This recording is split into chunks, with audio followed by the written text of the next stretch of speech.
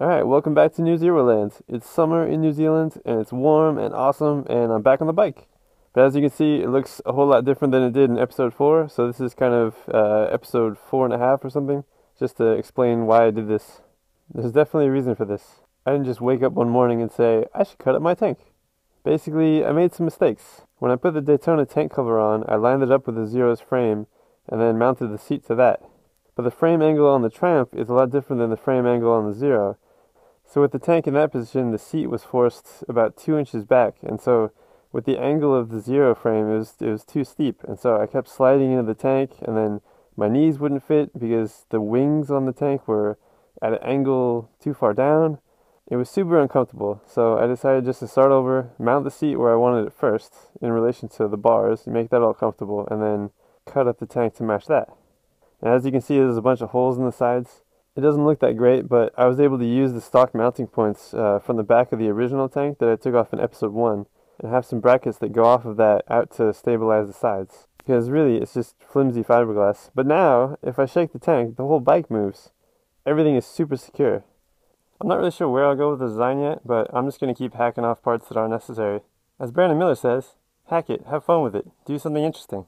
Since there's no fuel in here, there really isn't a reason to have something that looks like a fuel tank. So why not redesign it to emphasize how little we need?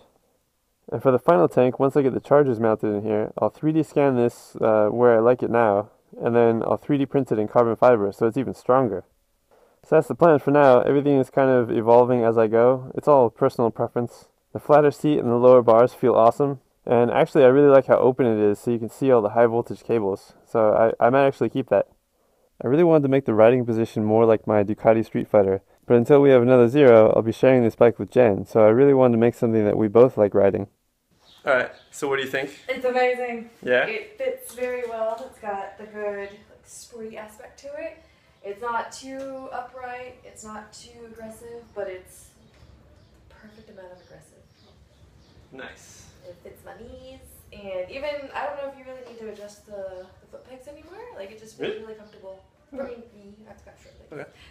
Cool. But Good to know. thanks. I like it a lot. Glad you like it. Yeah. Can't wait to ride. Ride. Ride. Everybody has their own idea of how a bike should be set up, and this is ours. It's not that it's better than it was, it's just different. Anyway, that was just my little mini update just to show the changes that I've made. And in the next episode, I'm finally going to install those DigiNow chargers. So thanks for watching, and I'll see you guys later.